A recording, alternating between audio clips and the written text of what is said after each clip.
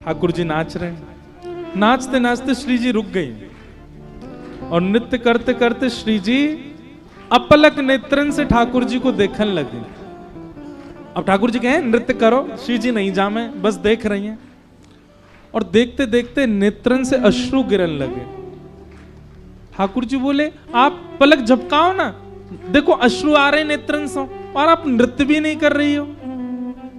किशोरी जी कह रही हैं नैनन बसाए मूंद राखूंगी छुपाए तोए, नैनन बसाए मूंद राखूंगी छुपाए, हाँ नैनन बसाए मूंद राखूंगी छिपाए प्यारे, नैनन बसाए मूंद राखूंगी। क्यों?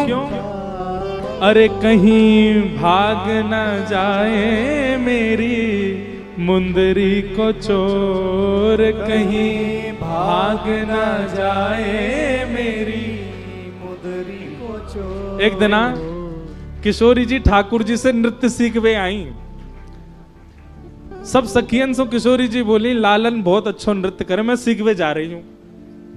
तो ललिता विशाखा ने श्री जी बैठाई, बोले एक काम करो, बोले का श्रृंगार उतार के जाओ। अरे ऐसे कैसे, प्रियतम के सामने तो सज के जाना चाहिए। अरे विशाखा सुन, कलम पत्र लेके आ।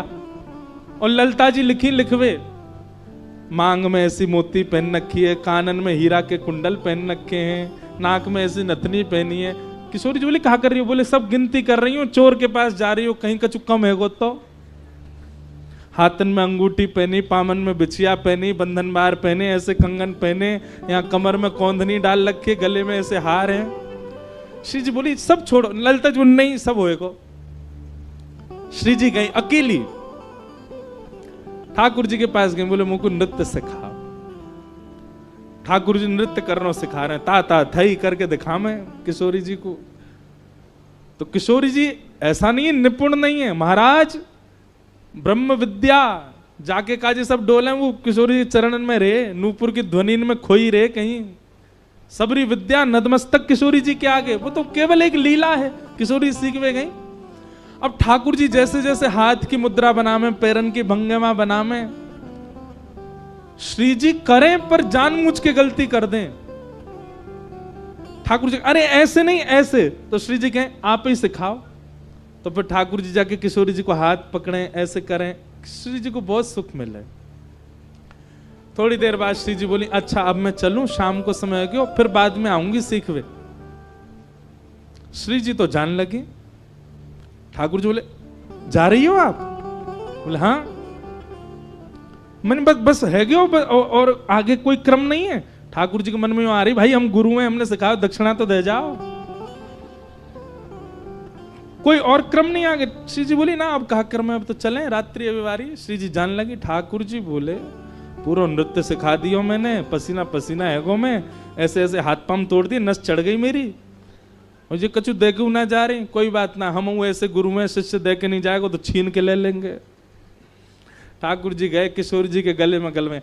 अरे श्री जी वो पक्षी देखो आपने? श्री जी बोले कौन सा पक्षी? अरे बोरो ऊपर। श्री जी बोले मुझे तो ना दिख रहा। अरे उंगली दिखाओ, मैं दिखाऊं। जा उंगली में किशोरी जी ने मुदरी पहनी, वही उंगली को पकड़ के ठाकुर जी कह रहे देखो बोरे सामने। श्री जी कहें वो तो है ना। अब किशोरी जी की उंगली पकड़ ठाकुर जी ऐसे दिखा रहे हैं, दिखाते दिखाते बोले दल्लई अपने फेंटा में ना। अरे उड़गो उड़गो उड़गो उड़गो उड़गो, अब तो उड़गो श्री जी, जाओ आप, जय हो। श्री जी चली गई, ऐसी भोरी उनको पता ही नहीं चली। जैसे ही पहुंची ललिता विशाखा बोली हाँ श्री जी बैठो, गिनती होगी। अरे तुम भी तो माने ना है, कोई ऐसी बात ही ना है, ना गिनती तो होगी। सर्वांगीण अंग के एक एक आभूषण को गिने, कानन के कुंडल इतने, हाँ इतने ही हैं, गले की ऐसी माला बोले ऐसी है, मोती ऐसा ही है, नाक की बेसर ऐसी है, पामन के नूपुर, हाथन की उंगली अंगूठी बोले 4 पहनी, एक कहाँ गई? 3 ही रह गई ये तो। श्री जी बोली यही होगी। बोले ना एक गायब है, कहां चली गई? ललिता विशाखा तो पीछे पड़ गई, कहां गई? बोले जरूर वही ने चुरा ली। अरे ना वो तो बहुत अच्छे बेचारे, ऐसे हमको नृत्य सिखा रहे, वो कैसे चुरा लेंगे? ललिता विशाखा बोली आप यहीं बैठे रहो, हम जा रही हैं। ललिता विशाखा गई, ठाकुर जी पौड़े वृक्ष के नीचे। अरे लाला, ठाकुर जी बोले हाँ दे दो। सीधे जाके बोली दे दो। ठाकुर जी बोले मुंह पे ना है।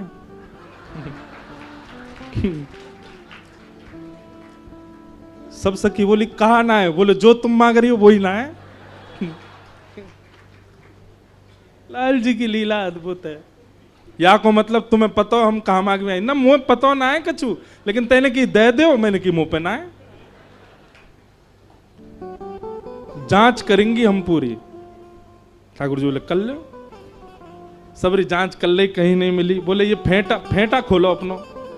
ठाकुर जी बोले जे ना खुलेगो। बोले क्यों? जाके खुलती नूतन प्रलय है जागो, सब ब्रह्मांड बांध रखो मैंने यहाँ में, तीनों लोग बांधे भय फेंटा में, भैया जाके खोल दूं। ललिता विशाखा बोली या तो खोलो नहीं तो हम पकड़े आपको। सो जहां मुंदरी बांध रखी वो फेंटा ठाकुर जी ने पकड़ो, दूसरी तरफ से गांठ खोल के और ठाकुर जी ने फेंटा निकालो। फेंटा निकाल देख कहां है मुंदरी, कहीं ना है ना। ललिता विशाखा बोली ना है ना, हमको दो हम देखेंगे। ठाकुर जी बोले दिखाता रहूं और कितनी जोर से झाड़ू, ना है मुंदरी। जैसे ही खेचो महाराज सोई मुंदरी गिर गई। और सबरी ललिता विशाखा बोली हमें तो पहले ही पता ही चोर, हम तो पहले ही जान नहीं सबरी बातन ने। श्री जी पीछे खड़ी। श्री जी बोली श्याम सुंदर आप मुंदरी क्यों चुराई? लाडली जी मैंने चुराई ना, यहाँ पे अधिकार है मेरो। काय को? बोले मैंने सिखाया ना आपको नृत्य, बाकी दक्षिणा लिए। बिना दक्षिणा लिए यदि शिष्य चलो जाए तो बाकी विद्या फले ना है। मैं तो आपको नृत्य फले या हमारे मैंने धल रही अपने पास। बड़ी लीला है सुंदर। फिर वाके बाद ठाकुर जी के श्रृंगार चुराए सखीन ने। तो नैनन बसाए मूंद राखूंगी छुपाए प्यारे, नैनन बसाए मूंद राखूं। क्यों? कहीं भाग ना जाए मेरी मुंदरी को चोर, कहीं भाग ना जाए मेरी मुंदरी को चोर। ओ बन नाचे नटनी को आली, नंद को किशोर। बन नाचे नटनी को आली, नंद को किशोर। ठाकुर जी ने किशोरी जी के नेत्रन पे हाथ धर दिया। अरे बंद करो इनको, ऐसी कोई आवश्यकता नहीं है कि मैं आपके भीतर बसूं। श्री जी बोली क्यों? बोले मन श्याम रंग राधे, बांध राखो संग प्यारी। मन श्याम रंग राधे बांध। आपको मन कछु और थोड़ी है, मैं ही तो आपको मन हूं। मन श्याम रंग राधे, बांध राखो संग प्यारी। मन श्याम रंग राधे। अगली पंक्ति बहुत बढ़िया। कहाँ जाएगी पतंग तेरे हाथ में है डोर। कहाँ जाएगी पतंग तेरे हाथ में है डोर। ओ बन नाचे नतनी को आली, नंद को किशोर। बन नाचे नटनी को आली, नंद को। तो ठाकुर जी कैसे नृत्य करते हैं, ये मुद्रा है ठाकुर जी की। ऐसे ही मटकते रहे पूरे नृत्य में, हाव भाव करेंगे लेकिन घूम फिर के यहीं आ जाएं। तो ये ठाकुर जी की मुद्रा है नृत्य की। और श्री जी की मुद्रा उर्ध बाहु, दोनों भुजान को फैला करके श्री जी नृत्य करें रास बिहार में। आज को रास बिहार श्रीमद वल्लभाचार्य जी अपने स्वप्न में दर्शन कर रहे हैं। ऐसी सुंदर लग रही हैं श्यामाजू, ऐसे सुंदर लग रहे हैं ठाकुर जी। एक तरफ से ठाकुर जी दोनों भुजा कटी पर रख करके आ रहे हैं और एक तरफ से किशोरी जी दोनों भुजा ऊपर करती भई आ रही हैं। महाप्रभु जी और सब सखीन के मन में भाव आ रहा है, आज तो ये इतने प्रिय लग रहे हैं कि दोनों को अलग अलग देखवे के काजे नेत्रन को एक बार यहां देखना पड़े, एक बार यहां। हमसे है ही नहीं रहे हो कि दोनों को अलग अलग कैसे देखें। श्री जी वहां खड़ी हैं, वहां नृत्य कर रही हैं। श्री जी को नाच तो देख, नेत्रन की इच्छाओं। लाल को देखो, लाल को देखें तो ये लगे कमी लग रही है, श्री जी आ जाएं पास। ये नेत्र दो ही हैं और दोनों अलग अलग, कैसे देखें इनको, ये एक है जाएं। और सखीन की मन की भावना ठाकुर जी पूर्ण करें। नृत्य करते करते दोनों श्याम सुंदर और किशोर जी समीप आए। दोनों को चिन्मय रूप है गए हो, हमारी तरह जड़ नहीं है ठाकुर जी, चिन्मय हैं। जैसे ही समीप आए एक दूसरे में आधे आधे विलीन है गए और श्रीनाथ जी को स्वरूप प्रकट है गए। बोलो श्रीनाथ प्यारे की। तो ये जो उर्ध बाहु हैं, ये उर्ध भुजा जो है, ये श्री जी है। आधो स्वरूप या में श्री जी को है, इसलिए बैणी भी यहीं धराई जाए, चूड़ामणि भी यहीं धराई जाए। और ये जो स्वरूप है कमर पे हाथ धर के यहां, ये श्याम सुंदर है, ये ठाकुर जी, वही से श्रीनाथ जी को रूप। तो कल पूछ रही श्रीनाथ जी पे जाएंगे और वहीं रास बिहार को दर्शन करेंगे। ठाकुर जी रास बिहारी लाल, रात भर उत्सव चलेगो। शरद पूर्णिमा को चंद्रमा जब तक दिखेगो तब तक उत्सव चलते ही रहेगो। थोड़ी देर हम बोलेंगे, थोड़ी देर हम। और सुनो, वो पूर्णिमा अस्त है गयो तो जे पूर्णिमा दिखती रहेंगी। वो पूनम को चांद तो थोड़ी देर बाद अस्ताचल को चलो जाएगा, पर जे पूर्णिमा तो नित्य हमारे नेत्रन के सामने ही रहे वाली है। तो जब तक पूर्णिमा है तब तक कृष्ण संग ही हैं। जब जब ये दिखें यूं सोचो ठाकुर जी आ गए बगल में, पूर्णिमा आ गई। तो ठाकुर जी को, ठाकुर जी कौन ने बनायो? गोपीन ने बनायो। ठाकुर जी को निकुंज नायक कौन ने बनायो? गोपीन ने बनायो। ठाकुर जी को पर ब्रह्म कौन ने बनायो? गोपीन ने बनायो। ठाकुर जी को ब्रह्मांड नायक कौन ने? जितनी भी उपमा हो सब कौन ने करी? गोपीन ने। क्यों? एक दिन ठाकुर जी बैठे और बड़े इतरा रहे बैठे बैठे, तो गोपी जाके बोली आज इतने इतरा काहे को रहे हो? ठाकुर जी बोले हम जय जय हैं। कौन है? जय जय, हम भगवान हैं। गोपी बोली ऐसा कौन सा काम किया तुमने जो तुम भगवान हो? ठाकुर जी बोले हमने पूतना राक्षसी मारी। गोपी बोली जे सब तो देवताओं मार दें। कितने देवता ने, शंकर जी ने कितने राक्षस मारे, ब्रह्मा जी ने कितने राक्षस मारे हैं, और क्या नाम है, इंद्र ने कितने राक्षस मारे। राक्षसन को मारना कोई भगवान बन जाना होवे? सबरे देवता भगवान बन जाते। ठाकुर जी बोले हमने गिरिराज जी उठाए। बोले पर्वत तो हनुमान जी ने भी उठाए, और तुम तो खड़े खड़े उठा रहे, वो तो उड़ते उड़ते उठाए, वो तो उड़ते उड़ते उठा रहे। तुमने ऐसा कौन सा काम कर दिया जो तुम भगवान? और गिनाओ गिनाओ तुम। ठाकुर जी बोले हमने कालिया नाग पर नृत्य किया। बोले पूरी पृथ्वी शेषनाग के सिर पर बैठी है, तो या को मतलब सबरे भगवान है, हम सबरे शेषनाग के सिर पे ही हैं। तुमने वहां के सिर पर चढ़ के कौन सा नया काम कर दियो? ठाकुर जी चरणन में गिर गए। बोले मैं रहूंगा मैं ही जय जय, तुमने तो सबरी बात मेरी उल्टी कर दी, अब मैं कैसे बताऊं कि मैं भगवान हूं? तब गोपी कह रही हैं सब काम सबने किए, केवल रास तुमने किया, या हमारे तुम भगवान हो, या हमारे तुम रास बिहारी।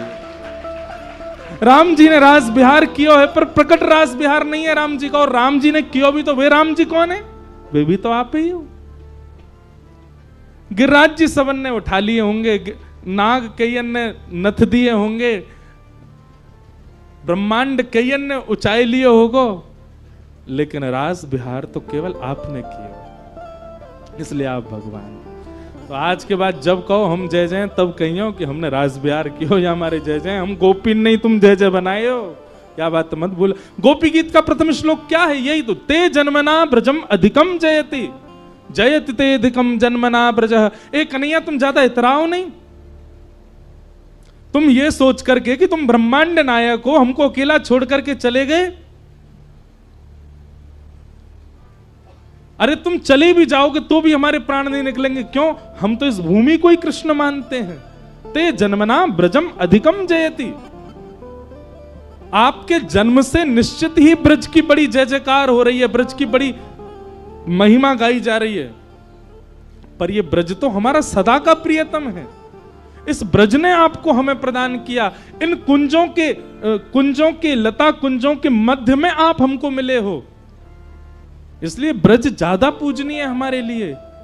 हम वृंदावन का त्याग कभी नहीं कर सकते। और आप भी सुन लीजिए, आप भी इतने पूजनीय इसलिए हो क्योंकि आप ब्रज में जन्मे हो, हम ब्रजवासियों के बीच में आए हो। कहीं और जन्म भय होता तो कोई ना पूछता आपको। इतने पूज रहे हो, इतने प्रिय बन गए हो सबन के, या हमारे क्योंकि हम ब्रजवासी ने आपको लाड़ प्यार के बड़ो कियो है, इसलिए इतराओ मत। तो ठाकुर जी को भगवान कौन ने बनायो?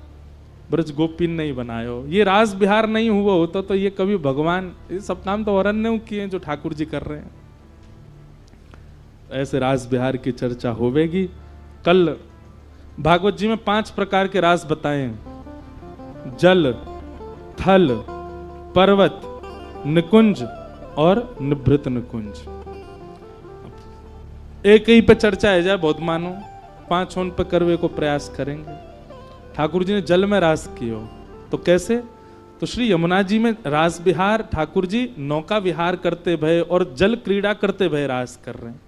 थल को रास विहार वृंदावन को, पर्वत को रास विहार श्री गिरी कंदरा में, गोवर्धन में भी रास किया और ठाकुर जी ने।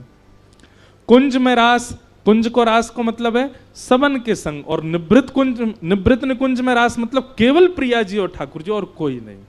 ऐसे ठाकुर जी ने 5 रास के सबन की चर्चा हम करेंगे बड़े भाव से।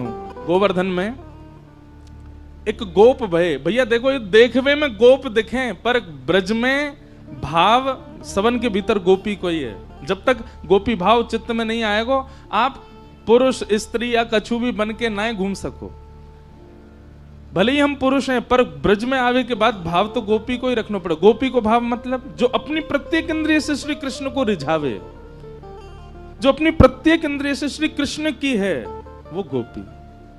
हमारे डोंगरे जी महाराज से किसी ने कहा, बोले महाराज जी सर्वांगीण इंद्रियां यदि ठाकुर जी को अर्पित करेंगे तो कई इंद्रियां तो ऐसी हैं जो अशुद्ध हैं। तो श्री डोंगरे जी महाराज ने इतना सुंदर उत्तर दिया, ठीक करो। श्री डोंगरे जी महाराज कहते हैं सर्वांगीण इंद्रिय कृष्ण अर्पण में बाकी सब तो समझ में आ जाएंगे, हाथ, पाम, कान, नाक, जीव, त्वचा आदि से कैसे अर्पित करना है। पर 2 गुप्त उपस्थिंद्रिय हैं जिनको स्पर्श करके हम भी अशुद्ध है जाएं और कही जाए ठाकुर जी की सेवा में अर्पित करो। कैसे? महाराज जी को इतना सुंदर भाव डोंगरे जी महाराज कहें, कल मैंने एक बात कही थी, वासुदेवैक निलय, ये देह क्या है? ठाकुर जी का घर है। और इस भावना से अपने तन को मल द्वार से और उपस्थ द्वार से शुद्ध करना, भीतर के समस्त दुर्भावों को वहां से प्रस्थान करा करके स्वयं को पवित्र रखना, यह गुप्त इंद्रिय का भजन है। मतलब हम ऐसी भावना रखें कि श्री राधा रमण चित्त में विराज रहे हैं और ठाकुर जी जहां विराज रहे हैं वो स्थान मलिन नहीं होना चाहिए, वो स्थान तो पवित्र होना चाहिए। वह स्थान पर कोई भी प्रकार की दुर्वस्तु, दुर्भावना, दुर्गंध नहीं होनी चाहिए।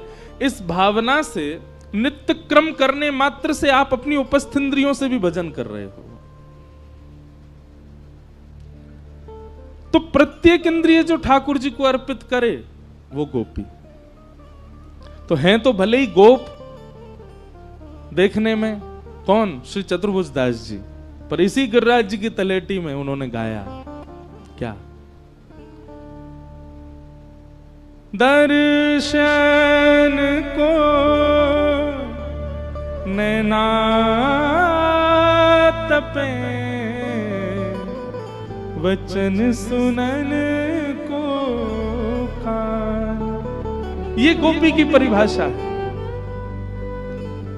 दर्श बिन दुखन लागे नैन, नेत्रों में पीड़ा हो रही है, जलन हो रही है।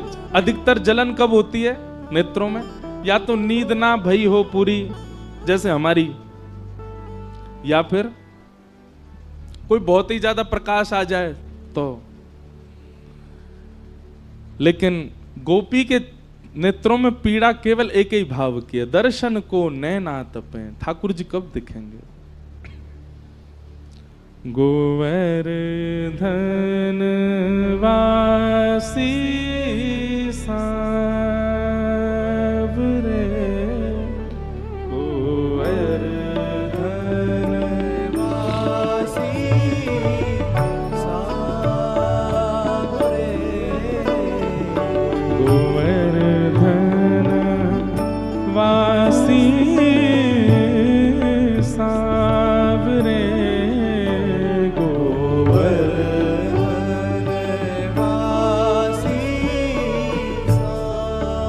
इतना इस पद की व्याख्या इतनी सुंदर है, कभी कभी उठ जाती है मेरे मन में तरंग तो मैं कर देता हूं, क्योंकि फिर 2-2.5 घंटा यही में निकल जाए, लेकिन कुछ कुछ भावों की व्याख्या करूं। गोपी का सबसे सुंदर परिचय है ये पद।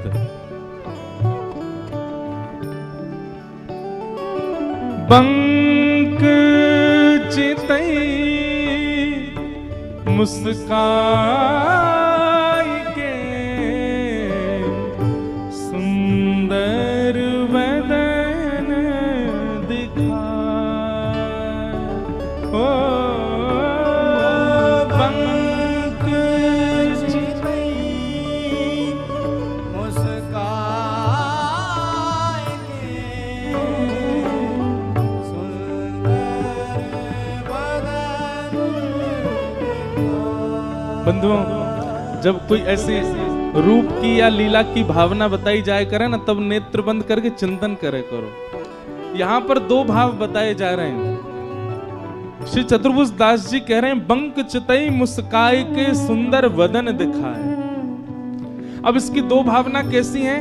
एक भावना तो ऐसी कि जिनकी बांकी चितवन है, ऐसे बांके बिहारी जी मुस्काए के सुंदर वदन दिखा। हे बांके बिहारी, हे बांके ठाकुर जी, आप मुस्कुरा करके अपने सुंदर वदन को मुख दर्शन कराओ ना। लेकिन या की दूसरी भावना बड़ी सुंदर है। बोले कहा, बोले ठाकुर जी की मुस्कान कैसी है? बोले उनके पाम बांके हैं, उनकी कमर बांकी है, उनकी गर्दन बांकी है, पर उनकी मुस्कान भी बांकी है। मुस्कान बांकी कैसी है? बोले जैसे हम मुस्कुरामे तो हमारे दोनों होठ पीछे को जामे, पर ठाकुर जी कैसे मुस्कुरामे? बोले एक तरफ से ही मुस्कुरामे, बस एक तरफ से ही होठ पीछे जा रहे हैं, एक तरफ से ही मुस्कुरा रहे हैं। ये भी कला है, ठाकुर जी कर सके और कोई ना कर सके।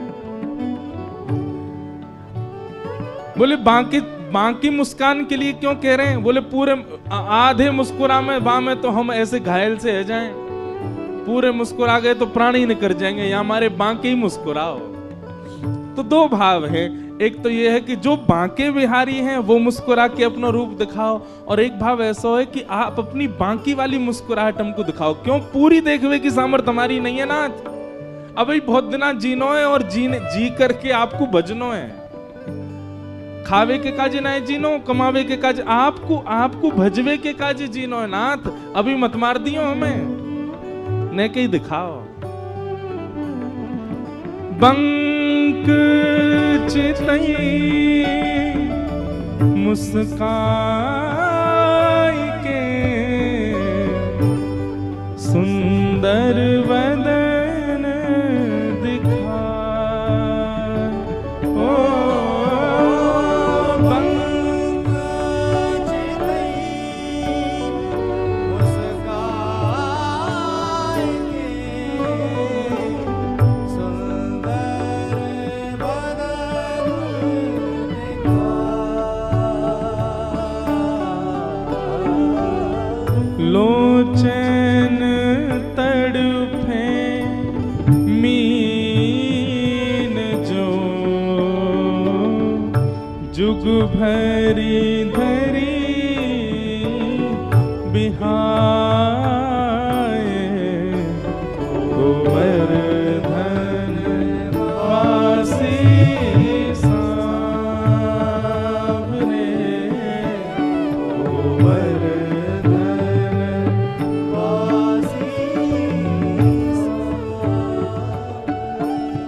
लाल तुम बिन रयो न जा,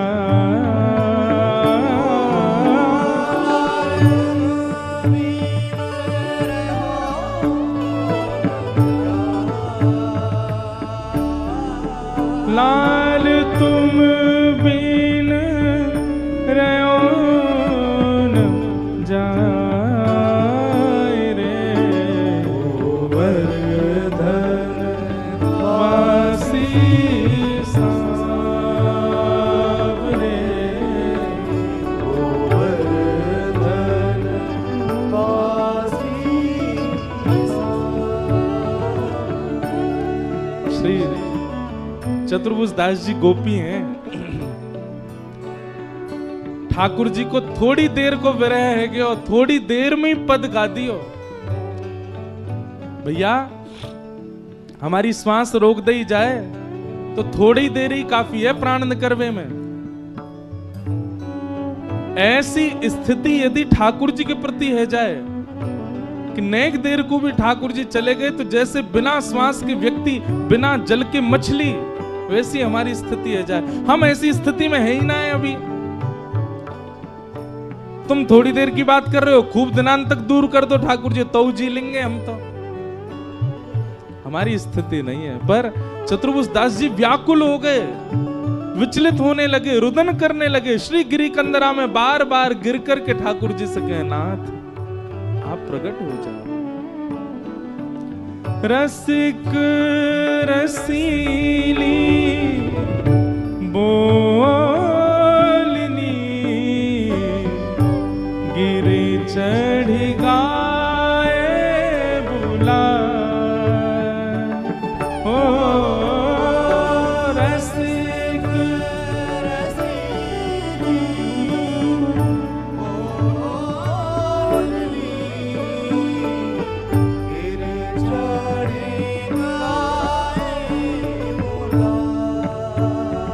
चतुर्भुज दास जी कह रहे हैं, बोले नाथ फिरते आओ ना गिरिराज जी में।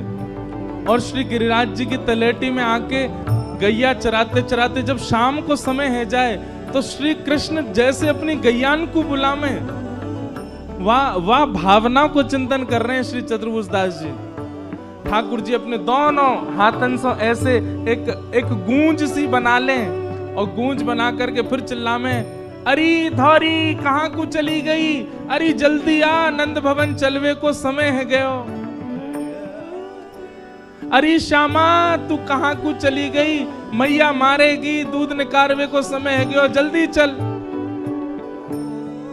चतुर्भुज दास जी कहते हैं जब ऊंची टेर से ठाकुर जी अपनी गैयान को घेरे हैं, गैयान को बुलावे और वह टेर के जब स्वर हमारे कानन में पड़े तो मन में भावना आवे, अरे विधाता तेने हम मानव काय को बनाए दिए, अरे गैया बना दियो हो तो श्याम सुंदर हमको भी ऐसे ही पकड़ पकड़ के घेर के ले जाते। हे नाथ हम भी यही गिरिराज जी में बैठे हैं, एक टेर लगा के हमको भी बुला लो अपने पास। गाय बुलाई धूमरी ऊंची टेर सुनाए गोवर्धन वासी सांवरे गोवर्धन वासी लाल तुम बिन रयो न जाए, तुम बिन रहो न जाए, गोवर्धन वासी सांवरे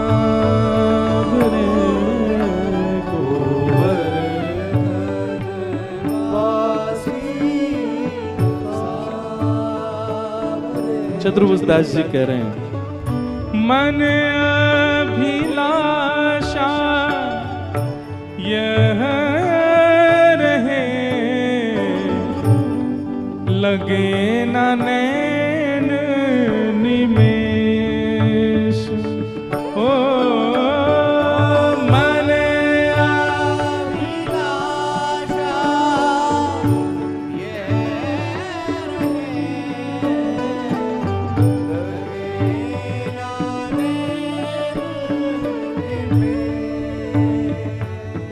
यह गोपी गीत, भ्रमर गीत, वेणु गीत, प्रणय गीत, जितने गीत गोपियों ने गाए हैं सबका निचोड़ गाया है श्री चतुर्भुज दास जी ने। ये सामान्य पद नहीं है भैया, पुष्टि मार्ग में इस पद को अपना प्राण माना जाता है। जैसे श्रीमद् भागवत का प्राण गोपी गीत है, वैसे पुष्टि मार्गियों का प्राण है ये पद। अब इस भावना में श्री चतुर्भुज दास जी वेणु गीत का चिंतन कर रहे हैं, और वेणु गीत का चिंतन करते हुए कह रहे हैं कि मन अभिलाषा यह रहे लगे न नैन निमेष, अक्षणवताम फलमिदम न परम विदाम। चतुर्भुज दास जी कह रहे हैं, अरे भैया ओ संसारी जनों ध्यान से सुनियो, तुमने दुनिया देख ली, लेकिन तुमने गैया चरा के वापस नंद भवन आते भाई कन्हैया ना देखे तो तुमने आंख पाके कहा कियो। बोले कैसे लगे श्याम सुंदर। वेणु गीत में गोपियां वर्णन करती हैं, ठाकुर जी ने आभूषण नहीं पहने, आभूषण पहन के जाएंगे वन में? ठाकुर जी गैया चरावे आभूषण पहन के ना जामे? तो बोले ठाकुर जी कैसे जामे?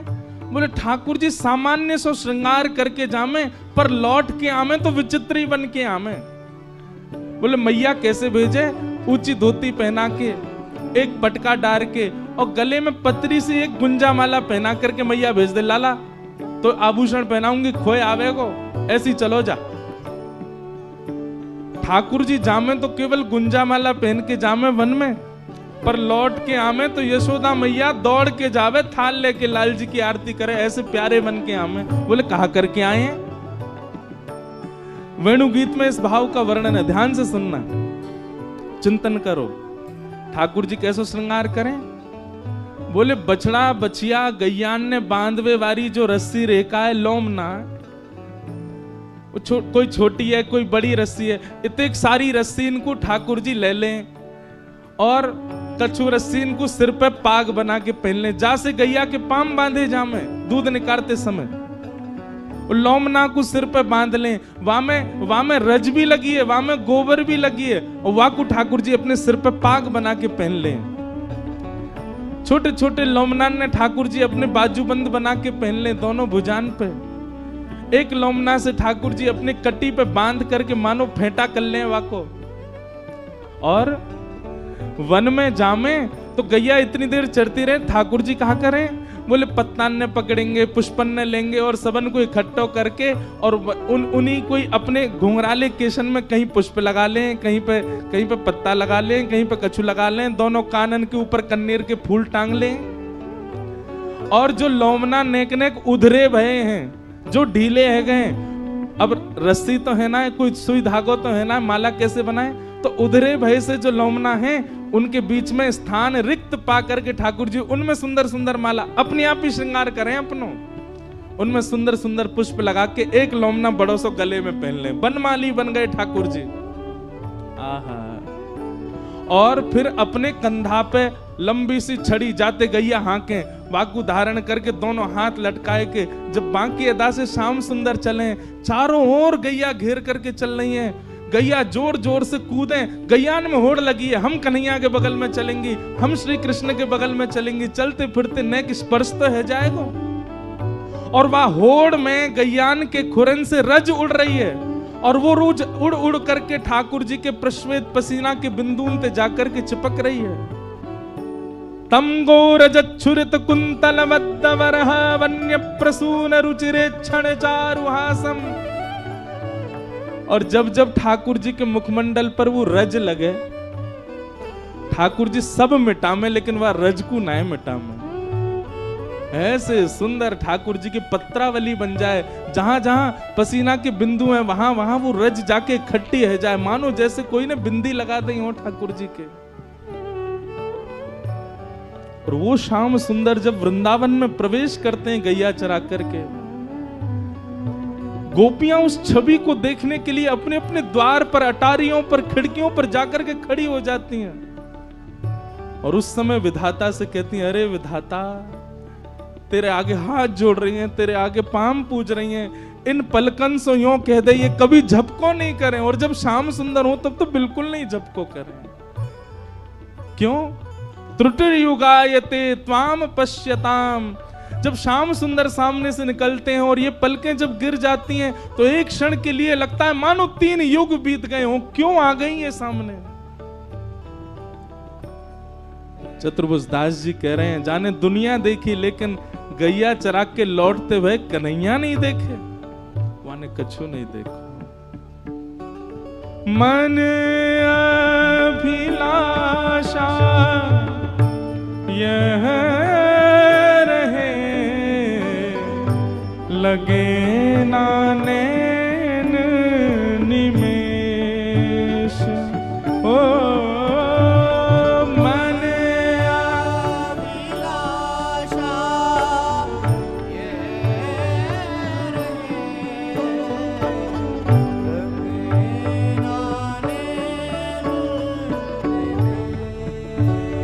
कहा करोगे हो एक टक देखूं आवते, नटवर नागर भेष, गोवर्धन वासी सांवरे,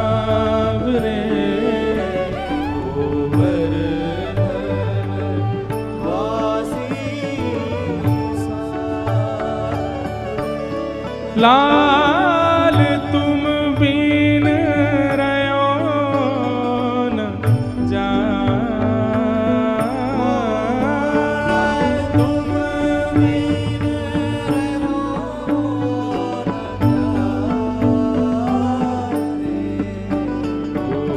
गोवर्धन वासी सांवरे,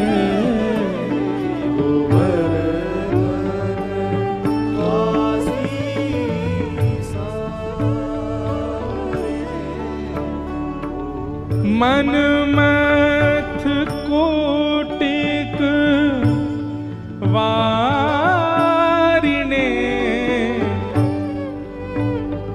गोपियां कह रही हैं, चतुर्भुज दास जी कह रहे हैं, मन मथ कोटिक वारिणे। अपने मन को, अपने करोड़ मनन की भावनान को श्री लाल जी पे वार दें। कब वारें? देखी डगमगी चाल, मन मत कोटिक वारिणे।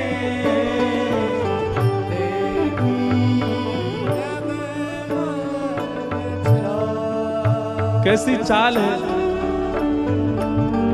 ठाकुर जी की चाल, कैसी है? बोले डगमगी चाल, सीधे सीधे ना चले एक क्षण के।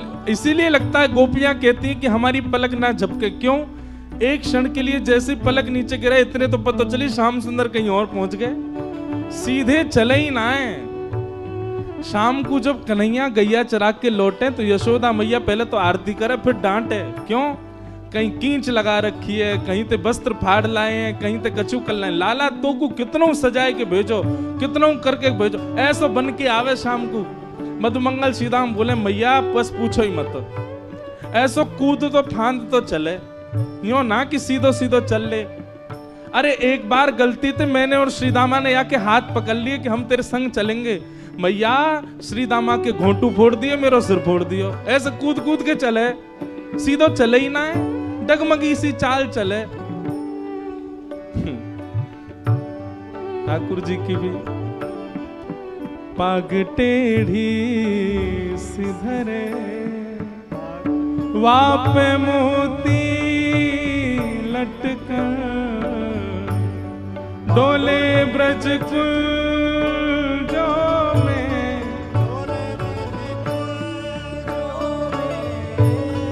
डोले श्री वृंदावन में,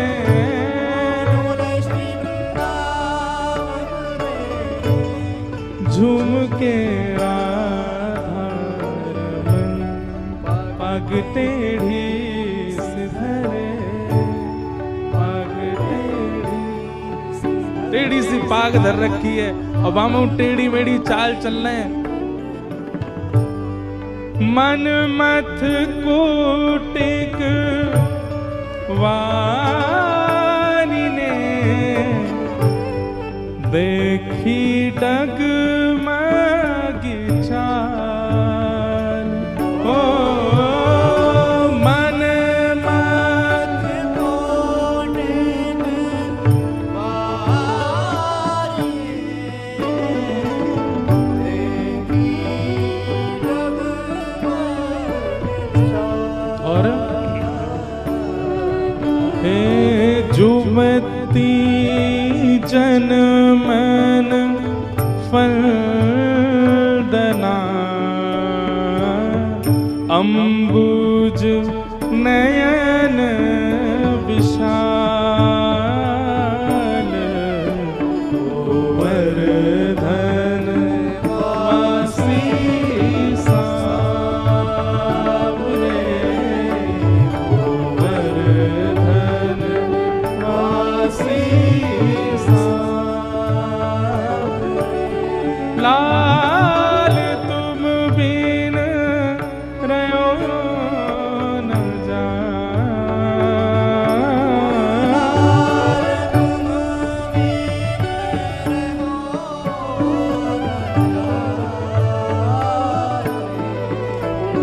गोवर्धन वासी सावरे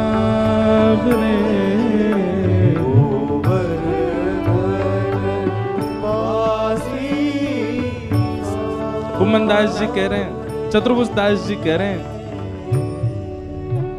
युवती जनमन फंदना अंबुज नयन विशाल। ठाकुर जी के नेत्र कैसे हैं? बोले जैसे कमल की कली होती है ना, आगे से बड़ी और कोने आती आती छोटी है जाए, तो ठाकुर जी के नेत्र बीच में तो बड़े हैं और कोने में आते आते छोटे है जाए। और टेढ़ी मेढ़ी चाल चलते भय आगे ते अगर कोई युवती आ जाए, कोई गोपी आ जाए और वाकु ठाकुर जी यदि एक बार देख लें अपने कटाक्ष से, ऐसी घायल सी कर जाएं वाकु। श्री मीराबाई के चरित्र में आता है, जब वे माधवी नाम की गोपी थी अपने पूर्व जन्म में, सबने कथा सुनी होगी। उनकी मां ने उनको कहकर के भेजा था कि तेरो श्रीदामा ते ब्याह एरो है, लेकिन लाली ध्यान रखियो तेरे श्रीदामा को जो मित्र है ना कन्हैया, बाकू अपनो मुख मत दिखाइयो। वो एक बार जाकू देख ले, वाको पातिव्रत धर्म नष्ट है जाए, अरे वाके सबरे धर्म नष्ट है जाए, वो कहीं को ना रहे वही को रह जाए बस। तेरो ब्याह एरो है, ध्यान रखियो, सबन को मुख दिखाई करियो, वाकू मोहम्मद दिखाइयो।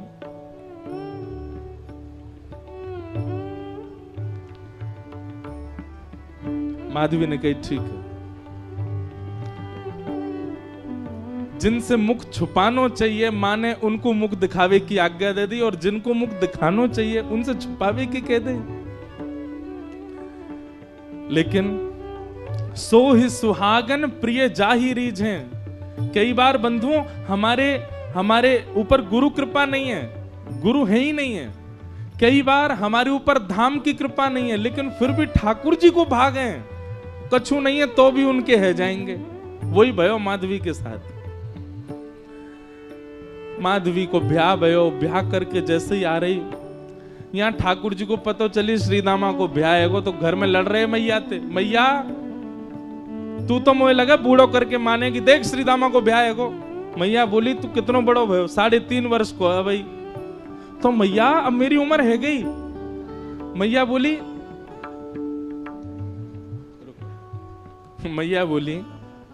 लाला तो पे कछु आवे जो तेरो ब्याह करता हूं। बहू आके यूं कहेगी देखो कैसे तो ब्याह कर दियो कछु। बोल मैया देख मुंह पे सब आवे। यशोदा मैया बोली कहा आवे? मुंह पे चल वो आवे। कछु दिना पहले तक चलनो ना जानता घुटमुंच, अब मुंह पे चल वो आगो। दूसरा मैया मुंह पे बोल वो आवे, मैया मुंह पे सो वो आवे, मुंह पे डोल वो आवे, सबरे काम तो आगे। और कहा चाहिए मैया, और कहा करके लाऊं बता। 9 लाख गैयान को स्वामी में, पिताजी ने 9 लाख गैया, कौन कहेगा? मेरे काजी तो हैं।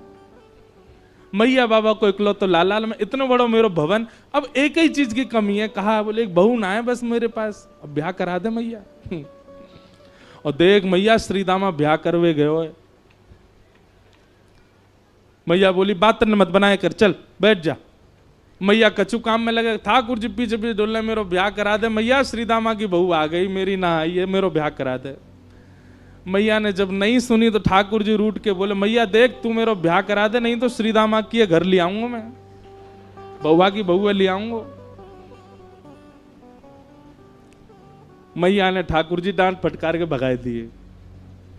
ठाकुर जी को पता चली श्रीदामा की बहू आ गई है। ठाकुर जी कूदते फांदते पहुंच गए श्रीदामा के पास।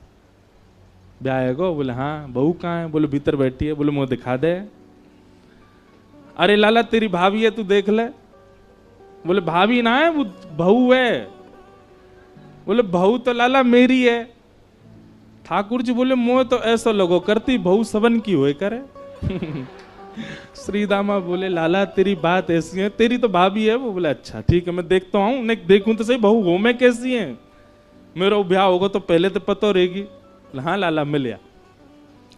ठाकुर जी जैसे ही पहुंचे माधवी को पहले ही जाके बता दे, बोले श्रीदामा के परम मित्र श्री कृष्ण आ रहे हैं मिलवे। ओहो, कृष्ण को नाम सुनते माने तो मुंह ढक लिया अपना। बोले जो वही है, जाते मैया ने कही मुंह छुपा के रखना है।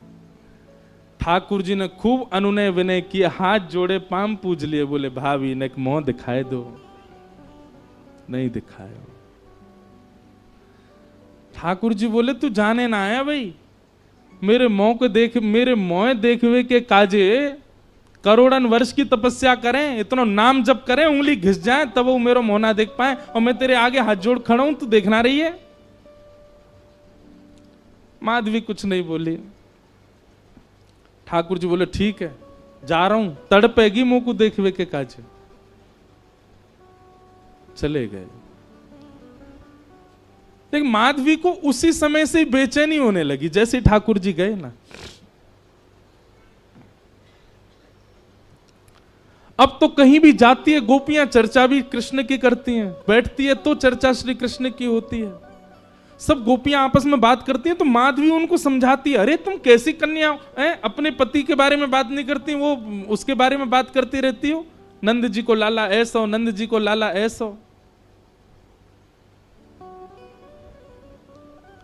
एक गोपी से यूं तक सुन ली माधवी ने कि वाकई उम्र अभी 3.5 वर्ष की है। तो माधवी बोली राम राम राम, शर्म नहीं आती, नेक सो बालक, वाकु प्रियतम मानो तुम।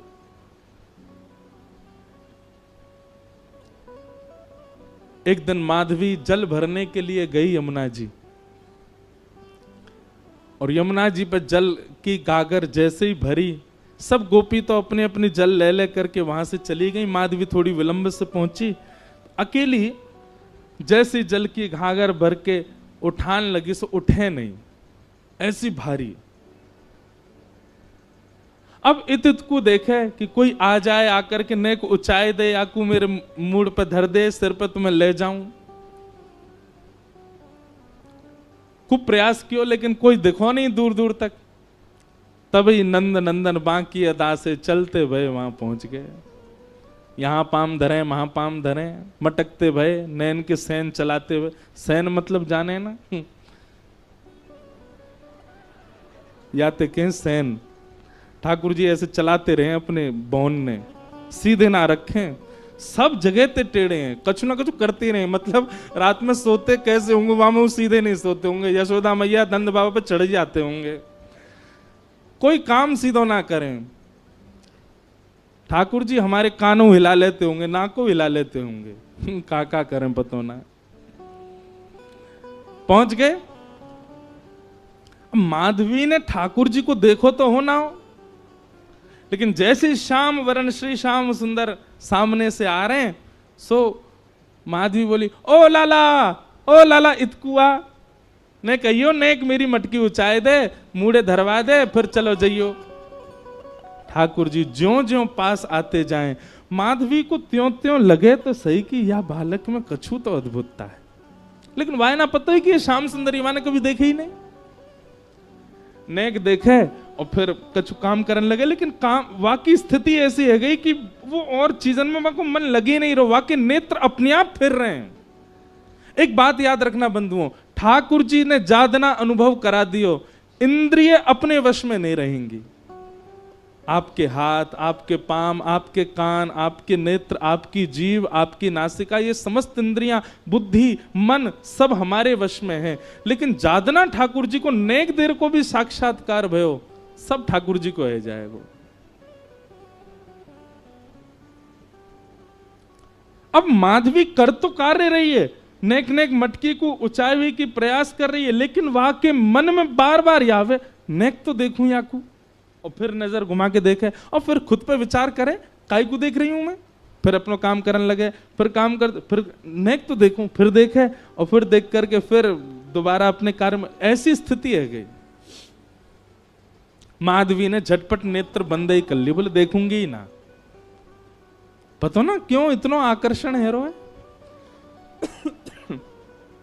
ठाकुर जी आ गए, माधवी नेत्र बंद करके, लाला नेक ऊंचाई दियो, मटकी ऊंचाई दे, उठवाए दे। ठाकुर जी बोले मेरे छोटे छोटे से हाथ मैं कैसे उठवाऊंगा। अब माधवी की स्थिति ऐसी कि रूप नहीं देख रही है, नेत्र बंद करके बैठी, पर ठाकुर जी का स्वर ऐसा लगा कि वो स्वर सुनते ही माधवी के चित्त में मानो कंपन जैसा हो गया। मैं एक बात कहा करता हूं कि आप नेत्रों से यदि बचना चाहो तो नेत्र बंद कर लो, ठाकुर जी को मत देखो, तो वो स्वर ऐसा बोल देंगे कि कान पे उनके है जाओगे। कानन में रुई लगा लो, नेत्रन से देखेंगे नहीं, कान से सुनेंगे नहीं, तो उनके तन की सुगंधी ऐसी आवेगी कि वहां से उनके है जाओगे। नासिका बंद कर लो, आंख बंद कर लो, कान छुपाए लो, बोले अब ठाकुर जी कैसे होंगे। अपनी एक कनिष्ठ उंगली से ठाकुर जी आपके हाथ को छू देंगे, बस वह स्पर्श से उनके है जाओगे। कब तक बचोगे। आपकी इच्छा है तो सर्वांगीण इंद्रियां लगा दो तो ठाकुर जी के नहीं हो पाओगे। ठाकुर जी की इच्छा है गई तो वो आपकी एक भाव से आपको खींच लेंगे। माधवी ने नेत्र तो बंद कर लिए, लेकिन स्वर ऐसा बोलो कि अब पलक अपने वश में नहीं है, अपनी स्थिति में नहीं है, खुल गई अपने आप और देख लिए श्याम सुंदर। ऐसो मधुर मुस्कान, ऐसे नेत्र, ऐसी नासिका, आहा कहां कहें रूप की सीमा। लेकिन तुरंत माधवी बोले हाँ लाला ऊंचाई दे।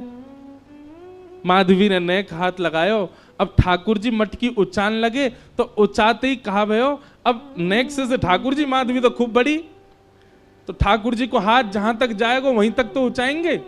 लेकिन स्थिति कहा भाई उचाते उचाते उचाते उचाते ठाकुर जी लंबे हैं लगे, और इतने लंबे है गए कि उचाते भय माधवी के बिल्कुल सामने ही आ गए, बिल्कुल नेत्रन के सामने ही आ गए।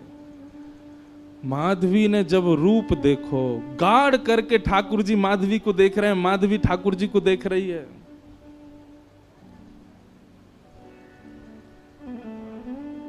अब कहां ते ले जाएगी, अब स्थिति है का ले जावे की मटकी।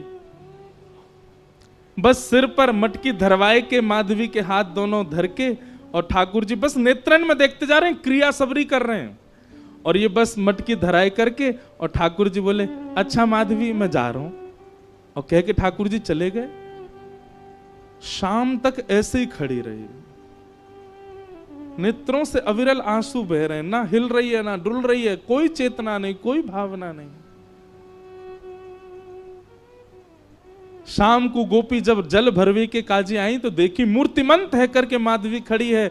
दिन भर से ऐसे ही खड़े हैवे के कारण वहां को रक्त तक रुक गयो हाथन को, नेत्र लाल पड़े हैं, मोटे मोटे अश्रु बिंद गिर रहे हैं। कोई गोपी ने जाकर के एक पानी को छिड़काव मुख पे किया, होश में आई, होश में आते ही गिर पड़ी। गोपी ने कही कहा बे हो। माधवी बोली वो कहां है, वो कहां है। गोपी बोली कौन। अरे मेरी मटकी ऊंचाई के गए हो, ऐसे कमल जैसे नेत्र, ऐसी मधुर मुस्कान, पता नहीं क्यों उसके प्रति इतना आकर्षण हुआ। और बहन कहा कहूँ को स्वर सुन करके तो मैं अपने वश में ही नहीं रह पाई। कृष्ण नाम जब ते श्रवण सुनो रियाली, भूली री भवन में तो बाबरी भई रे।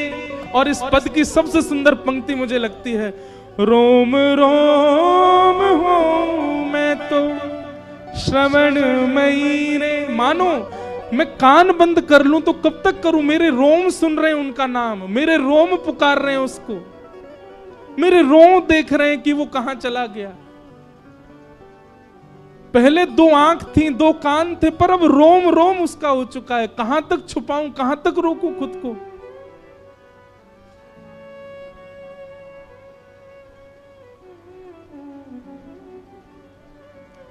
इसी भाव को चतुर्भुज दास जी कह रहे हैं, जुवती जनमन फंदना अंबुज नयन विशाल। ठाकुर जी को स्वरूप कैसा है?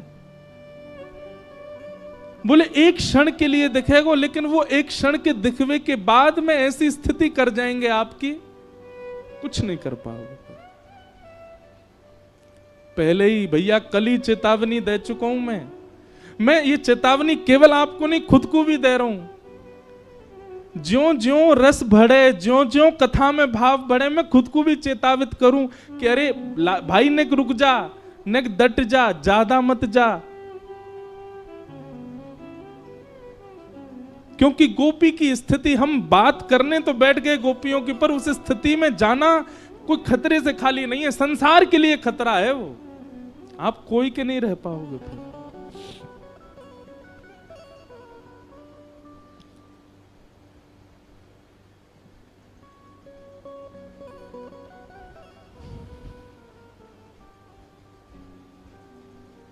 मीराबाई कह रहे हैं, जादू करके, जादू करके हो पिया कित गयो, जादू करके, जादू करके, जादू करके, जादू करके हो, जादू करके ओ पिया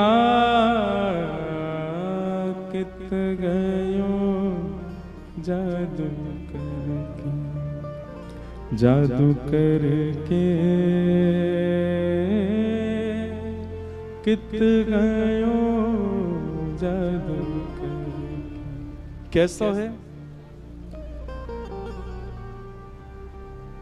नंद नंदन पिया कपट जो कीनो, नंद नंदन। गाओ सब लोग। निकल गयो, निकल गयो, निकल गयो छल करके, जादू करके, जादू करके, जादू करके हो, जादू करके ओ पिया कित गयो, जादू करके, जादू करके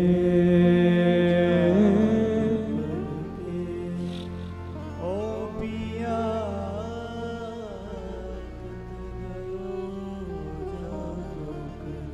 मोर मुकुट पीतांबर सोहे, मोर मुकुट पीतांबर सोहे, मोर मुकुट पीतांबर सोहे, मोर मुकुट पीतांबर सोहे।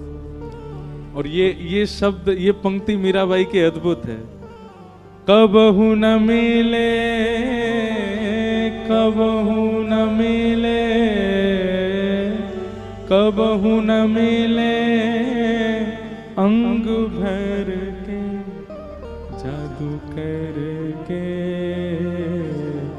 जादू करके।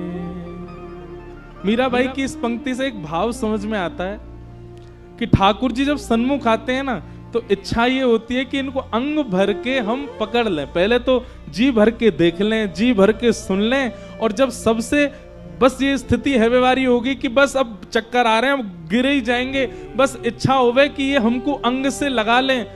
ऐसे चतुर हैं ठाकुर जी, केवल हाथ मिला के चले जाएंगे। तो अब जीवन भर यही रहेगा कि हाथ ही क्यों मिला के गए, या तो मिलाते ही नहीं, और मिलना ही हो तो फिर अंग भर के मिलते ना, एक बार हृदय से लग जाते।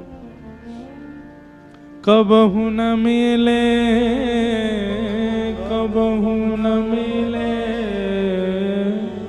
कबहू न मिले अंग भर के जादू करके, जादू करके, जादू करके हो, जादू करके। ओ पिया कित गयो जादू करके, जादू करके कित गयो जादू कर। मेरा दासी शरण जो आई, मेरा दासी शरण जो आई, मेरा दासी शरण जो आई, मेरा दासी शरण जो आई, मेरा दासी शरण जो आई, मेरा दासी शरण मेरा दासी शरण जो आई। चरण कमल, चरण कमल, चरण कमल चित धर के जादू करके, जादू करके, जादू करके हो, जादू करके हो पिया कित गयो जादू करके, जादू करके कित गयो जादू करके। हम चर्चा गोपियों की कर रहे हैं, गोपियों की भावना की कर रहे हैं, और इन्हीं गोपियों को आज के वृंदावन में बहुत सामान्य बना लिया। हम गोपी भाव को बहुत सरल समझ लेते हैं, बहुत सामान्य समझ लेते हैं, पर नहीं। एक कथा आती है कि जावाली ऋषि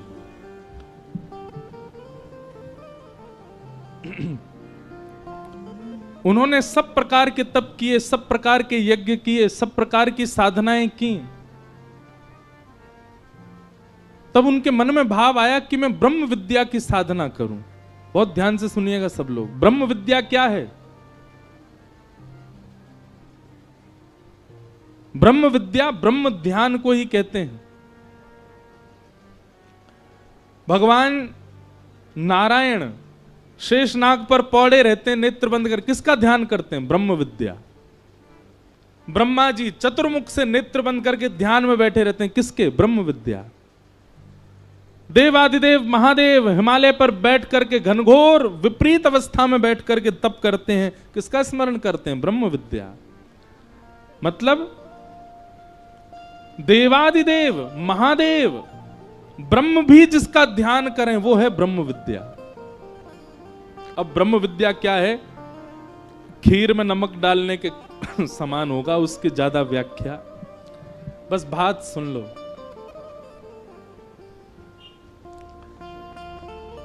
कि ब्रह्म विद्या के चिंतन में पढ़ने के लिए जावाली ऋषि अन्य लोकों में भ्रमण करने लगे और सब जगह से इकट्ठा करने लगे कि ब्रह्म विद्या में मैं कैसे जाऊं। तभी विचरण करते करते किसी लोक में उनको एक परम सुंदरी कन्या दिखाई दी। बहुत ध्यान से सुनना। परम सुंदरी कन्या दिखाई दी और वो कन्या भी ध्यान में बैठी थी। उसका रूप ऐसा, उसके नेत्र ऐसे, उसका सर्वांगीण अंग ऐसा कि कोई भी मोहित हो जाए। जब जावाली ऋषि ने उसको देखा तो देख करके सामने बैठ के उसको देखने लगे तो थोड़ी देर बाद ही क्या होने लगा, उस कन्या के रूप से सहज ही जावाली ऋषि को ब्रह्म का चिंतन होने लगा। जिस चिंतन के लिए युगों युगों की तपस्या फीकी पड़ जाती है, वो तपस्या का भाव उस कन्या के दर्शन मात्र से होने लगा। सहज ही ब्रह्म का स्मरण होने लगा, सहज ही तप बनने लगा, सहज ही योग साधना बनने लगी, सहज ही इंद्रियों पर वशीकरण होने लगा, सहज ही बिना श्वास के जीवित रहने की इच्छा होने लगी, सहज ही बिना भूख प्यास के जीवित रहने का भाव उत्पन्न होने लगा। जावाली ऋषि बोले मैंने तो कुछ किया नहीं है, अपने आप कैसे मेरी साधना बढ़ रही है? तभी उस कन्या ने अपने नेत्र खोले। जावाली ऋषि ने कहा, देवी आप कौन हो? आपका सौंदर्य रूप आदि सब देख करके पहले तो मैं चकित हुआ कि इतनी सुंदर, पर आपका सौंदर्य काम वर्धन नहीं है। आपका सौंदर्य, आपका रूप, आपकी उपस्थिति तो ब्रह्म को प्रकट कर रही है, तप करा रही है, योग निद्रा में डाल रही है, समस्त प्रकार की इंद्रियों के रसों को एकाग्रित कर रही है। आप कौन हो? तो उसने हाथ जोड़ के कहा मैं ब्रह्म विद्या हूं। जावाली ऋषि चरणों में गिर गए, बोले मैं आपको ही खोज रहा था। जिसका ध्यान देव भी करते हैं, जिसका ध्यान नारायण करते हैं, जिसका ध्यान महादेव करते हैं, वो ब्रह्म विद्या हो। बोले जी। बोले आपको जो स्थिति मुझे देख करके हो रही है, ये ब्रह्म विद्या की प्रारंभिक स्थिति है। योग निद्रा में चले जाना, इंद्रियों को वशीकरण कर लेना, बिना श्वास बिना भूख प्यास के जी लेना, आदि आदि। जावाली ऋषि की खूब देर चर्चा चली। तब जावाली ऋषि ने कहा हम सब ब्रह्म का ध्यान करते हैं, ब्रह्म विद्या का ध्यान करता है, पर आज ब्रह्म विद्या भी किसी का ध्यान कर रही थी, आप किसका ध्यान कर रहे थे? तब ब्रह्म विद्या कहती हैं, आप सुनना चाहते हैं मैं किसका ध्यान करती हूं? बोले किसका, बताओ। बोले निभृत कुंज पे अद्भुत सेज पर श्री प्रिया प्रियतम पौड़े हैं और समस्त सहचरियां सखियां कोई राग गा रही हैं, कोई बीड़ा पवा रही हैं, कोई पंखा जल रही हैं, कोई चवंड उड़ा रही हैं, कोई इत्र पुचकार रही हैं। इस प्रकार से उस निकुंज का स्मरण, उस निकुंज का चिंतन मैं ब्रह्म विद्या कर रही हूं।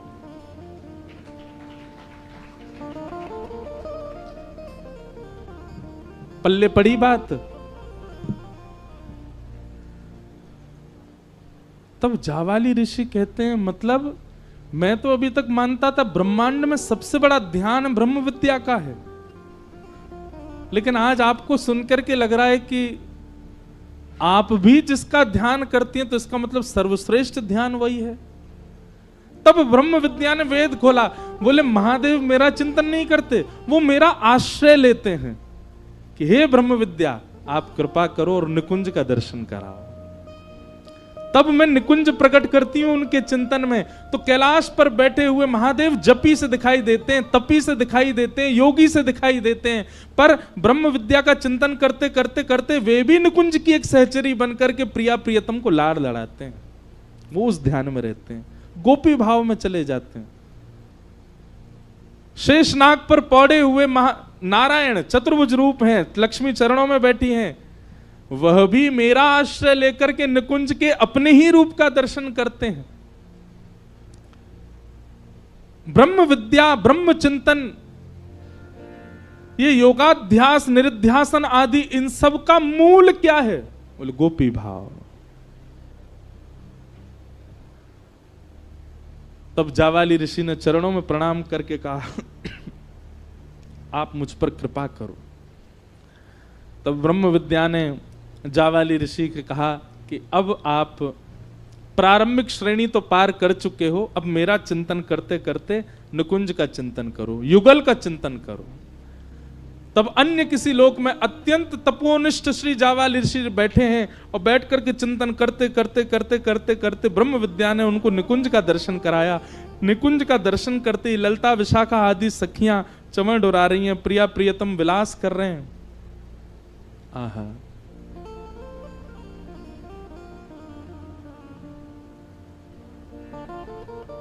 बिहरत लाल बिहारिन दो यमुना जी के तीरे तीरे, बिहरत लाल बिहारिन दो यमुना जी के तीरे। इतना सुंदर पद है, हमारे हरिदास परंपरा के वैष्णव जन गाते हैं। बिहरत लाल बिहारिन दो श्री यमुना जी के तीरे तीरे। उसी भावना का जब चिंतन जावाली ऋषि को हुआ, नेत्रों से अश्रुपात होने लगे, शरीर कंपायमान हो गया। ब्रह्म विद्या के चरणों में प्रणाम किया, बोले मुझ पर कृपा करो। बोले अब क्या चाहते हैं आप? बोले मैंने सखियों को देखा, गोपियों को देखा, सहचरियों को देखा, उनकी सेवा भाव को देखा, पर अब मैं सेवा देख करके संतुष्ट नहीं हो पा रहा हूं। तो अब क्या चाहते हैं? बोले मुझे ब्रजमंडल भेज दो कोई गोपी बना करके। तब कितने करोड़ अनुष्ठान युगल मंत्र के करने की आज्ञा दी, उतने करोड़ अनुष्ठान उन्होंने किए।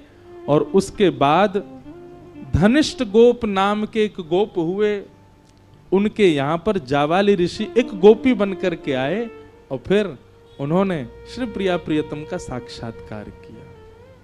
और हम ऐसे इस गोपी बन जाते हैं। मैं ये बात समझाना चाहता हूं, जिन गोपियों के भाव को हम कल से सुनते आ रहे हैं, जिन गोपी के प्रेम की भावना में हम यहां बैठे हैं, जिन गोपियों की चर्चा के लिए 4 दिन हम लोग यहां, उसके लिए भूल से भी मत सोच लेना कि वह भाव हमारे चित्त में इन 4 दिनों में आ जाएगा। हम जो कर रहे हैं वो आडंबर मात्र है। वह भावना, उससे ठाकुर जी रीच क्यों नहीं रहे हैं? फिर उससे ठाकुर जी प्रकट क्यों नहीं हो रहे? क्यों लीला का दर्शन नहीं करा रहे हमको? हमारे अंदर भावना है ना गोपी की, केवल परत मात्र चढ़ा रखी है गोपी की, भावना तो अभी आई नहीं है। और आ गई तो स्थिति देखना क्या होगी। भोरी सखी कहती हैं, बस्ती छोड़ एकांत बिठावो, बातन सो घबराही। ऐसे हो जाएंगे, हम बस्ती में बैठ ही नहीं सकते। हाँ, मैं स्वीकार कर रहा हूं कि वो भाव अभी हमारे चित्त में नहीं आया, इसीलिए इतनी भीड़ के सामने कथा कर रहे हैं। जिस दिन वो भाव आ गया, अदृश्य हो जाएंगे, मिलेंगे ही ना। ढूंढते कहां गए इंद्रेश जी? जादना वो भाव आ गए, मिलोगे नहीं किसी को। बातन सो घबराही। अभी हमको चुटकुल्ला सुनने में मजा आता है, हास्यपद बातों में आनंद आता है, एक दूसरे के संग क्रीड़ा कर रहे हैं, आदि आदि सब बातें बढ़िया लगती हैं। गोपी भाव आ गया तो बातन सो घबराई, मुझसे कोई बात ना कर ले। क्यों? एकांत। बातन सो घबराही, भोरी ऐसे दुख बिन प्यारी, जीवन व्यर्थ गवाही, ऐसो दुख दीजो ही माही।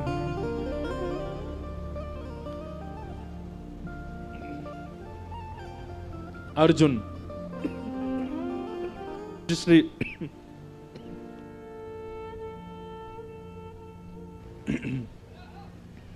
पूज्य श्री मलुक पीठ वाले महाराज जी से एक बार एक प्रसंग सुना था।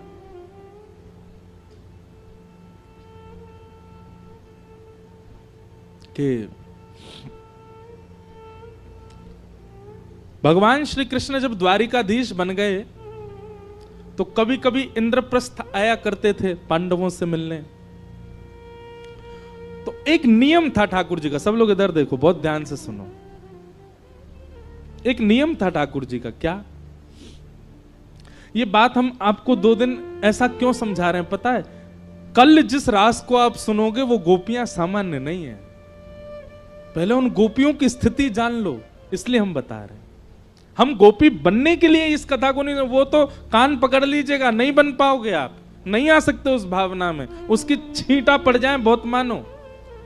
तो कल रास का प्रसंग सुनते समय आपके चित्त में ये होना चाहिए कि ये गोपियां सामान्य नहीं है, जिनके चरण ठाकुर जी पकड़ रहे हैं, जिनका हाथ लेके ठाकुर जी डोल रहे हैं, जिनको अपना अपना उच्छिष्ट पान ठाकुर जी खवा रहे हैं और नेक खवा के फिर उन्हीं को उच्छिष्ट स्वयं भी पा रहे हैं, जिनके गले में गलवैयां डाल के ठाकुर जी घूम रहे हैं। शरद पूर्णिमा की रात्रि में रात भर ठाकुर जी नृत्य कर रहे हैं, आज भी करते हैं, वृंदावन में आज भी रास चल रहा है। वो गोपियां सामान्य नहीं है, तो उनकी असामान्यता चित्त में आपके व्यवस्थित हो, इसलिए हम ये सब बात बता रहे हैं। तो भगवान का नियम था, जब भी ठाकुर जी इंद्रप्रस्थ आते थे, एक दिन ठाकुर जी किसी से नहीं मिलते थे।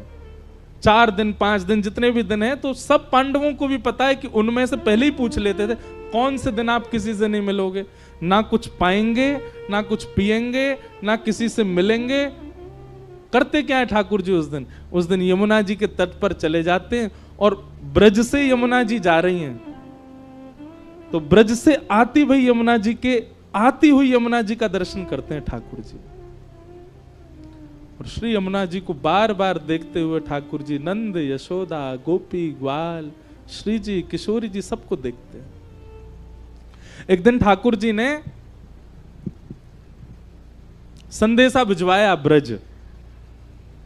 कोई ऐसी भावना, ये भी कहीं सुनी हुई कथा थी कि सब ब्रजवासियों को जाके एक भाव कह दो, कहा कि श्री यमुना जी में स्नान कियो करें नित्य, सब करती हैं ब्रजवासी, पर ब्रजवासियों को जाके एक सूचना ठाकुर जी ने दिलवाई। ब्रजवासियों को नहीं पता था, ठाकुर जी ने भिजवाई। ऐसा भाव भिजवाया कि किसी वैद्य ने आज्ञा की है कि आप सब नित्य अपने चरण धोया करो यमुना जी में। तो उस भावना से सब ब्रजवासी नित्य जाकर के अपने चरण प्रक्षालन करते हैं, चरण डाल करके बैठे, नेक नेक चरण धो में, तो कोई रोग नहीं होगा, ऐसी भावना। लेकिन वो ठाकुर जी अपने लिए करवाते हैं। जब यमुना जी बहती वही इंद्रप्रस्थ आती हैं, पूरे दिन ठाकुर जी केवल दर्शन करते रहते हैं यमुना जी का, और उनके सुंदर जल को अपने साथ ले जामें, उनके सुंदर जल को कभी शीश से लगामें, बैठे बैठे कभी भाव आ जाए नेत्रन से लगामें, बैठे बैठे कभी हृदय से लेकर के जैसे कोई लेप लगावे, ऐसे ठाकुर जी यमुना जल को लेप अपने वक्ष पर करें, अपने सर्वांगीण अंग में। संपूर्ण स्नान एक बार में नहीं कर रहे हैं, नेक नेक जल ले ले करके कभी कहीं गीलो कर लें, कभी कहीं धारण कर लें। जन कौन की याद कब आ जाए ब्रज में, वाक्य भाव से ठाकुर जी धारण कर लें।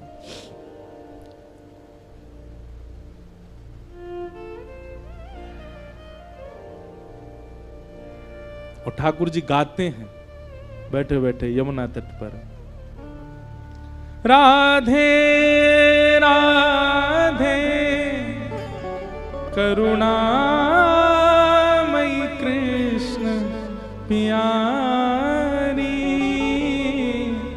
मेरी सुधली जो श्री वृषभानु दुलारी, मेरी सुधली जो श्री वृषभानु दुलारी। हे मनोहारिणी रासेश्वरी रस रूपा,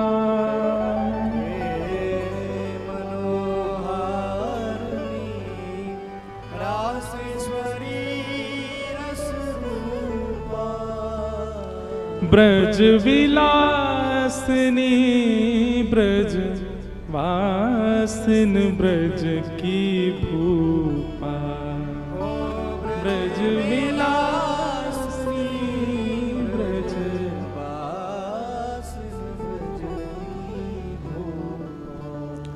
ललितादिक सहचरी सर्वज्ञ स्वरूपा, ललितादिक सहचरी सर्वज्ञ स्वरूपा, मेरी सुधली जो श्री वृषभानु दुलारी, ओ मेरी सुधली जो श्री वृषभानु। ठाकुर जी का नियम है, जब भी इंद्रप्रस्थ आते हैं। किसी ने मुझसे प्रश्न किया, बोले ठाकुर जी ब्रज काय गुना चले गए? क्योंकि अब यदि ठाकुर जी दोबारा ब्रज जाते, देखो ब्रज की भावना अलग है, शास्त्रीय भावना अलग है। हमारे ब्रज की भावना से तो ठाकुर जी कभी गए ही नहीं, ठाकुर जी सदा ब्रज में ही रहे में। लेकिन शास्त्रीय बात और श्रीमद् भागवत जी की भावना से ठाकुर जी गए हैं। तो अगर भागवत जी की भावना से हम चर्चा करें कि ठाकुर जी गए, तो फिर वापस क्यों नहीं आए? ठाकुर जी के मन में ये बात थी कि अब के अगर मैं गयो तो कभी आ नहीं पाऊंगा, और ठाकुर जी को आना ही नहीं है। ठाकुर जी बोले अगर मैं गयो तो मैं आना ही ना चाहूं, मैं वो कहना छोड़ेंगे, मैं खुद नहीं आऊंगा। और दूसरी बात, अब इतना प्रपंच बाहर हो चुका है, द्वारिका आदि महाभारत आदि का ये सब इतना फैलावरा फैला चुके हैं। अगर ब्रज गए और कहीं वापस आना हुआ, तो पिछली बार तो ब्रजवासी रोए थे, पिछली बार तो ब्रजवासी बिलके थे, अब की बार अगर जाके वापस आया तो प्राण ही त्याग देंगे। ठाकुर जी वो देख नहीं पाते, इसलिए ठाकुर जी विरह में ही रह रहे हैं। लोग कहते हैं ठाकुर जी हमको इतना विरह क्यों देते हैं? क्योंकि स्वयं ठाकुर जी भी ब्रजवासियों के विरह में रहे हैं। तो नित्य ठाकुर जी का नियम है, जमुना जी पे बैठ जाते हैं और यमुना जी का दर्शन करते हैं। एक दिन अर्जुन के मन में बात आई कि ठाकुर जी एक दिन हर बार इंद्रप्रस्थ आते हैं, किसी से मिलते जुलते नहीं, मैं देखूं तो ये करते क्या है। और ब्रह्म मुहूर्त में जैसे ही ठाकुर जी निकले, ठाकुर जी के पीछे पीछे अर्जुन भी निकल पड़ा देखने के लिए। और तभी ठाकुर जी यमुना जी के तट पर जाकर के बैठे, यमुना जल को बार बार आचमन करें, जब बार बार प्रणाम करें और बिलक बिलक करके रोवें, ब्रजवासिन की याद आवे। ठाकुर जी को रुदन करता देख अर्जुन स्वयं को रोक नहीं पाए और दौड़ करके गए और ठाकुर जी के चरणों में प्रणाम किया। भगवान बोले अर्जुन तुम क्यों आए यहां पे? मेरा नियम है ना, मैं किसी से, तुम क्यों दिखे मुझे? अर्जुन बोला क्षमा कर दे, मैं तो देखने आया था आप कहां जाते हो, पर नाथ आपकी स्थिति देख करके मैं बहुत भयभीत हो रहा हूं। ये आप कैसे रुदन कर रहे हैं? आपकी स्थिति क्या हो रही है? किस लिए हो रही है? क्या बात है? किस बात से परेशान है आप? ठाकुर जी ने बताया मुझे ब्रज की बहुत याद आती। देख रहे हो यमुना जी ब्रज से ही आ रही हैं, वृंदावन से ही आ रही हैं चल करके।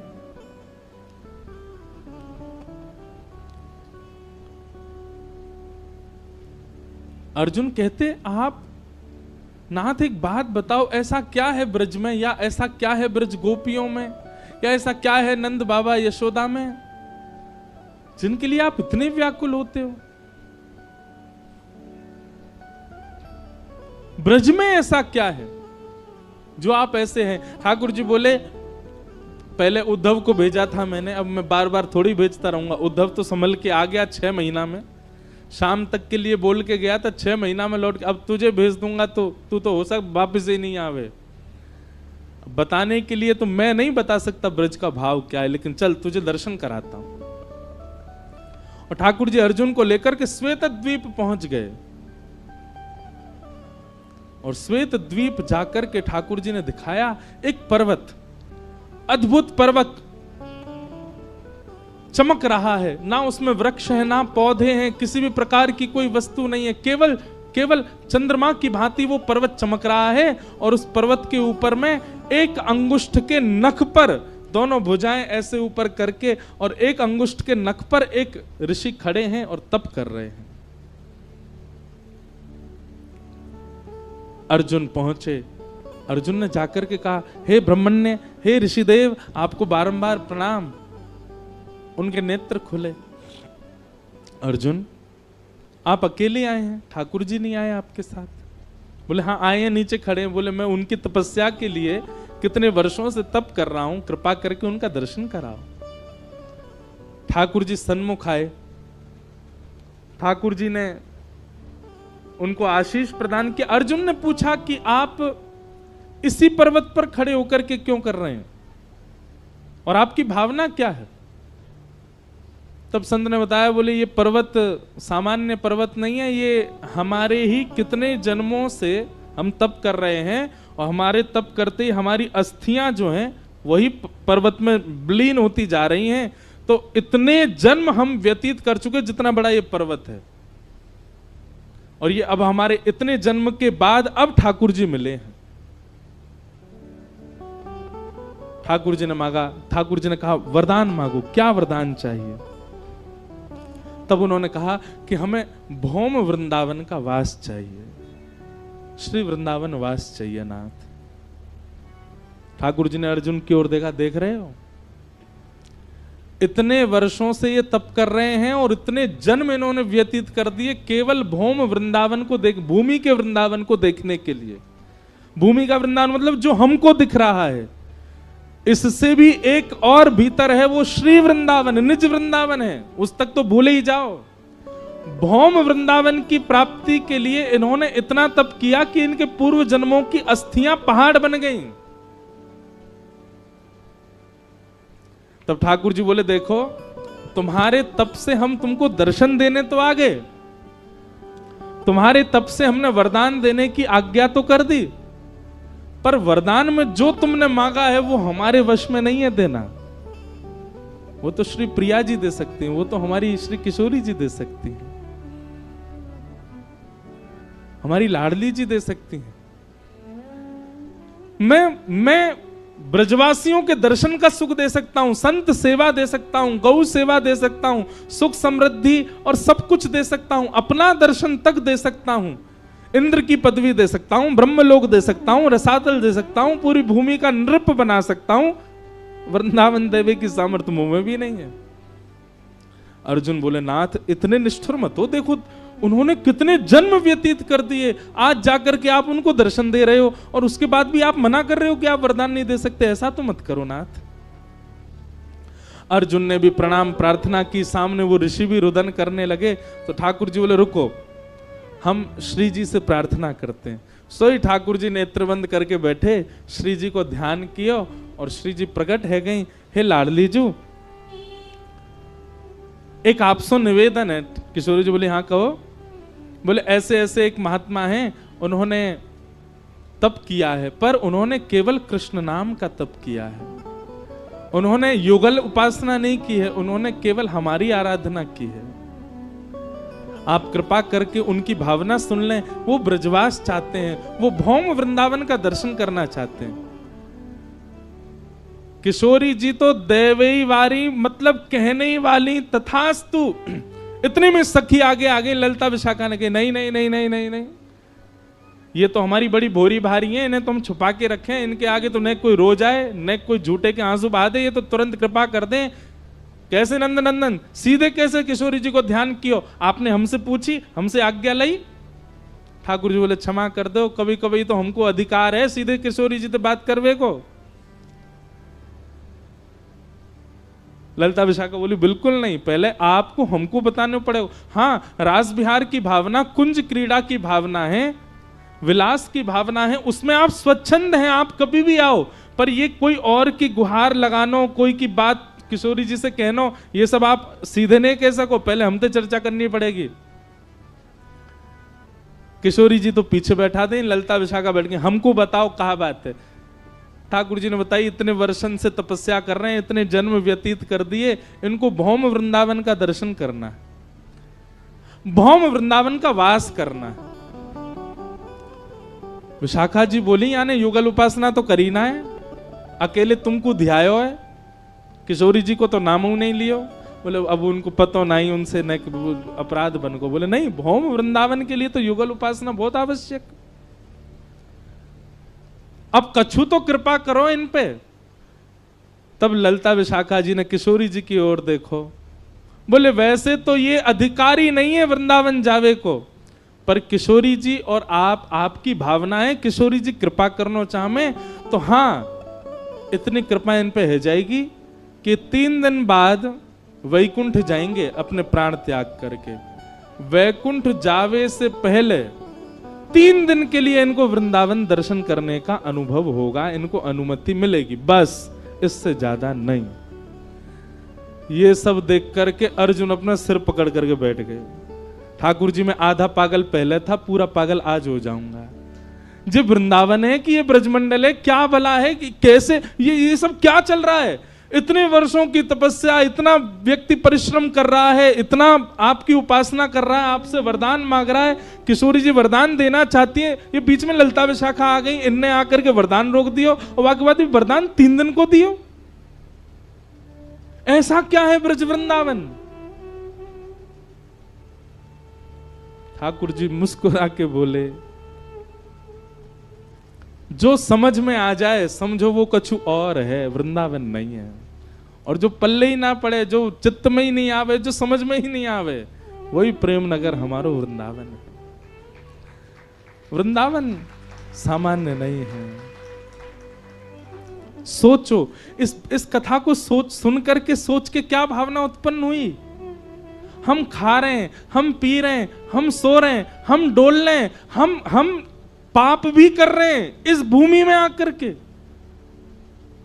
जहां अनंत कोटि जन्मों तक तप करने के बाद केवल 3 दिन का दर्शन प्राप्त होता है, वहां हम ये सब क्रिया कर रहे हैं। तो या को मतलब हमने कितनो तप किया होगा, कितनी भजन साधना करी होगी, कितनो यज्ञ नेम कियो होगो। और आपसे भी ज्यादा तो जाको जन्म वृंदावन में भयो, ब्रजवासी है, वहां पर कितनी बड़ी कृपा है ब्रज की। और फिर भी हम ब्रज महिमा नहीं जान पा रहे, ब्रज के भाव नहीं जान पा रहे। इतनो अनुग्रह, इतनी कृपा, इतनी मिन्नत करनी पड़े तब जाकर के श्री ब्रज में 3 दिन को दर्शन प्राप्त होवे। हम तो यहीं रह रहे हैं। यहां को मतलब किशोरी जी, ठाकुर जी ने कितना बड़ा अनुग्रह किया हमारे ऊपर। और वामे भी गोपी भाव, जो सर्वोत्कृष्ट भाव है, सर्वोच्च भाव है। हम ब्रज में आ गए, ब्रज में जन्म ले लियो, ब्रज में रह रहे हैं, यही बहुत बड़ी बात है। गोपी भाव तक पहुंचना तो बहुत ही मुश्किल है। गोपी भाव तक आ जाना तो अति दुर्लभ। इसीलिए प्रथम सखिन को पूजिए, प्रथम सहचरीन को पूजिए, प्रथम गोपीन को पूजिए, पांचे राधा कृष्ण